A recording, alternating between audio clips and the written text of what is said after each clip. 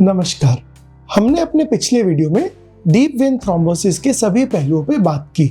हमने जाना कि कॉमन समस्या कैसे गंभीर रूप ले लेती है। हम इस वीडियो में इसके लेटेस्ट और एडवांस ट्रीटमेंट ऑप्शंस जो कि इंटरवेंशनल रेडियोलॉजिस्ट द्वारा किए जाते हैं उस पर चर्चा करेंगे। अगर आपने हमारा पिछला वीडियो नहीं देखा है तो आप हमारे लिंक द्वारा इसको देख सकते हैं। पहले जानेंगे कि डीवीटी में ट्रीटमेंट क्यों जरूरी होता है। डीवीटी में पैर में क्लॉट्स या थक्के बनते हैं जो कि एक्यूट या तेजी वाली फेज में हार्ट की तरफ बढ़ना चालू कर देते हैं और कुछ केसेस में ये टुकड़े लंग में भी चले जाते हैं।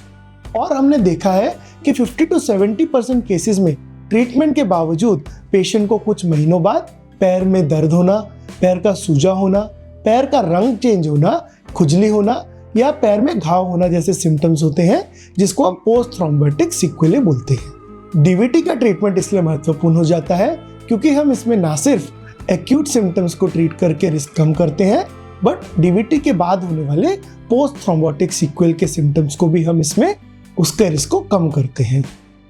अब जानते हैं कि डीवीटी के ट्रीटमेंट में इंटरवेंशनल रेडियोलॉजी प्रोसीजर्स का क्या रोल है। डीवीटी के ट्रीटमेंट में आमतौर पे हम मेडिकेशन जैसे एंटीकोएगुलेशन ही प्रिस्क्राइब करते हैं, पर कुछ केसेस में जैसे कि सर्जरी के बाद या ट्रॉमा एक्सीडेंट के बाद हम इनको प्रिस्क्राइब नहीं कर सकते, जिसको हम कॉन्ट्रा इंडिकेशन टू एंटीकोएगुलेशन बोलते हैं। इन केसेस में इंटरवेंशनल रेडियोलॉजी प्रोसीजर्स ही हमारे लिए उपलब्ध रहते हैं। दूसरा, अगर आपको एंटीकोएगुलेशन मेडिकेशंस लेने के बावजूद क्लॉट बढ़ रहे हैं तो आपको इंटरवेंशनल रेडियोलॉजी प्रोसीजर्स हम ऑफर कर सकते हैं।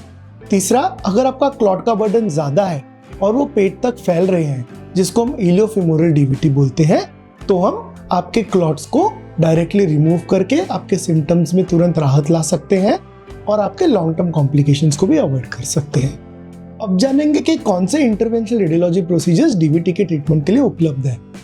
हमारे पास अनेकों प्रोसीजर्स अवेलेबल है जिससे हम डीवीटी को ट्रीट कर सकते हैं।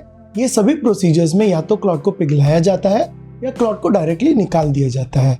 इससे आपके सिम्टम्स में राहत आती है और आपके लॉन्ग टर्म या पोस्ट थ्रोम्बोटिक सिंड्रोम को हम टोटली अवॉइड करते हैं या उसके रिस्क को कम कर देते हैं। पहले हम बात करेंगे आईवीसी फिल्टर प्लेसमेंट के बारे में। आईवीसी फिल्टर एक अम्ब्रेला शेप डिवाइस या यंत्र होता है जिसको हम क्लॉट पकड़ने या फंसाने के लिए इस्तेमाल करते हैं। ये फिल्टर आपके गर्दन या पैर के नली के द्वारा जाकर आपके पेट की नली, जिसको हम इंफीरियर वेना कावा बोलते हैं, उसमें इसको इंसर्ट करते हैं। ये डिवाइस ऊपर बढ़ने वाले क्लॉट्स जो कि हार्ट की तरफ जा रहे हैं उनको फंसा लेता है और ऊपर जाने से उसको रोक लेता है। ये रोकने से आपके कॉम्प्लिकेशंस भी कम हो जाते हैं। ये डिवाइस को हम टेम्पररीली प्लेस करते हैं। डिपेंडिंग ये डिवाइस कौन सी कंपनी का है, हम इसको 1 से 3 महीने तक आपके अंदर रखते हैं और उसके बाद इसको निकाल लेते हैं। ये दोनों प्रोसीजर्स आईवीसी फिल्टर का डालना और निकालना एक छोटी सुई द्वारा किया जाता है और इसमें कोई भी चीरा नहीं आता है। दूसरा, कैथेटर डायरेक्टेड थ्रोम्बोलाइसिस। ये प्रोसीजर में हम आपके पैर के रास्ते से एक सुई डालते हैं और उसके थ्रू एक कैथेटर या ट्यूब डालते हैं जिसको हम डायरेक्टली क्लॉट के अंदर तक लेके जाते हैं। ये ट्यूब 10 से 40 सेंटीमीटर जितनी भी बड़ी हो सकती है। ये ट्यूब के द्वारा हम थ्रोम्बोलाइटिक एजेंट या क्लॉट पिघलाने वाली दवा डायरेक्टली क्लॉट के अंदर डालते हैं। इस प्रोसीजर में हम ये कैथेटर को 1 से 2 दिन अंदर रखते हैं और कंटिन्यूसली दवा देते हैं, जिसके बाद क्लॉट पिघल जाता है और आपका खून का प्रवाह वापस शुरू हो जाता है। ये प्रोसीजर हम उन्हीं पेशेंट्स में कर सकते हैं जिनका क्लॉट 14 दिन से कम से हो या फिर उसके अंदर कोई पोस्ट सर्जिकल या पोस्ट ट्रॉमेटिक कारण ना हो। तीसरा, मैकेनिकल थ्रोम्बेक्टोमी। मैकेनिकल थ्रोम्बेक्टोमी का अर्थ है कि हम क्लॉट को फिजिकली जाके निकाल लेते हैं। इस प्रोसीजर में हम एक कैथेटर का उपयोग करते हैं जो आपके पैर के रास्ते से क्लॉट के अंदर जाता है और हम उसको एक सक्शन मशीन के साथ कैथेटर को अटैच करते हैं जिससे वो क्लॉट को डायरेक्टली सक करके निकाल देती है। ये प्रोसीजर के कई मॉडिफिकेशंस आए हैं जैसे कि एंजियोजेट सिस्टम, जिसको हम फार्माकोमैकेनिकल थ्रोम्बेक्टोमी बोलते हैं। यह प्रोसीजर में हम कैथेटर को डायरेक्टली क्लॉट में डालते हैं और उसके द्वारा क्लॉट पिघलाने की दवा देते हैं। फिर क्लॉट पिघलते ही हम उसको सक करके मशीन के द्वारा निकाल लेते हैं। ये एक 1 स्टेप प्रोसीजर है जो कि कैथेटर डायरेक्टेड थ्रोम्बोलाइसिस के तुलना में काफी उपयोगी है क्योंकि ये 2 से 3 घंटे में ही पूरा हो जाता है। दूसरा, रोटेशनल थ्रोम्बेक्टोमी सिस्टम्स जैसे कि क्लीनर एक्सटी। ये एक मल्टीपल मेटेलिक डिस्क होती हैं जो कि हम क्लॉट के अराउंड लेके जाते हैं और उसको मशीन को ऑन कर देते हैं, जिससे क्लॉट वेन की वॉल से सेपरेट हो जाता है और फिर हम उसको सक करके निकाल लेते हैं। जैसे जैसे टेक्नोलॉजी बढ़ रही है वैसे ही हमारे पास इंटरवेंशनल रेडियोलॉजी में भी आर्टिफिशियल इंटेलिजेंस का उपयोग करके एक डिवाइस आया है जो कि AI बेस्ड मैकेनिकल थ्रोम्बेक्टोमी करता है। ये डिवाइस एक कैथेटर का उपयोग करके क्लॉट्स को सक करता है। ये डिवाइस जब क्लॉट्स के कांटेक्ट में आता है तो वो एक्टिवेट हो जाता है और जब वो नॉर्मल खून के कांटेक्ट में आता है तो वो बंद हो जाता है। इससे आपके प्रोसीजर में ब्लड लॉस काफी कम होता है। कई DVT के केसेस वेन में दबाव की वजह से होते हैं। उन केसेस में हमको वेन के अंदर जाके एंजियोप्लास्टी करनी पड़ती है। बलून द्वारा वो वेन को हम बड़ा करते हैं और फिर जरूरत पड़ने पे उसमें स्टेंट भी डाला जाता है। ये केसेस हमको क्रॉनिक मतलब पुराने DVT केसेस में देखने को मिलते हैं। अब जानेंगे कि इंटरवेंशनल रेडियोलॉजी प्रोसीजर्स के क्या फायदे होते हैं। इंटरवेंशनल रेडियोलॉजी प्रोसीजर्स के अनेकों फायदे होते हैं।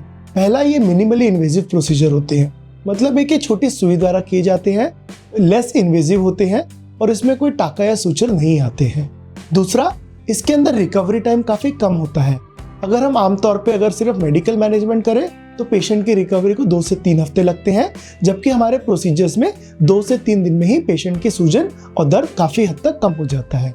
तीसरा, हम इसमें आपको टारगेटेड ट्रीटमेंट देते हैं, मतलब हम आपका क्लॉट्स को डायरेक्टली विजुअलाइज करते हैं और सिर्फ उसी को ट्रीटमेंट प्रोवाइड करते हैं जिससे हम उसको निकाल लेते हैं और बाकी के सराउंडिंग स्ट्रक्चर्स इसमें सेफ रहते हैं। चौथा, इसमें कॉम्प्लिकेशंस काफी कम होते हैं, जैसे कि इन्फेक्शन या ब्लीडिंग के चांसेस कम होते हैं।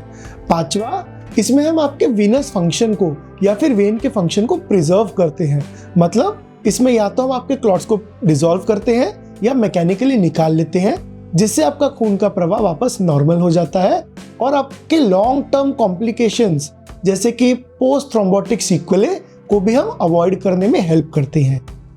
अगर आपके क्लॉट्स लंग तक फैल गए हैं तो हम आपको उसमें भी कैथेटर डायरेक्टेड थ्रोम्बोलिसिस या मैकेनिकल थ्रोम्बेक्टोमी के ऑप्शंस दे सकते हैं। अंत में मैं कहना चाहूँगा कि DVT के ट्रीटमेंट में इंटरवेंशनल रेडियोलॉजी प्रोसीजर्स एक अहम भूमिका निभाते हैं, जो कि ना सिर्फ डिजीज की सिवियरिटी को कम करते हैं, उनकी रिकवरी जल्दी करवाते हैं, बट वेन को हेल्दी रख के आपके लॉन्ग टर्म कॉम्प्लिकेशंस को भी अवॉइड करते हैं। आप हमारे कुछ पेशेंट्स के टेस्टिमोनियल वीडियोस भी देख सकते हैं जिन्होंने ये ट्रीटमेंट का लाभ उठाया है। मैं उनका लिंक इस डिस्क्रिप्शन में डाल दूंगा। अगर आपको और भी कोई डाउट्स हो या क्वेश्चंस हो इस ट्रीटमेंट रिलेटेड तो आप हमें संपर्क कर सकते हैं। हम आपके वेन्स को हेल्दी रखने के मिशन के लिए समर्पित हैं। Thank you.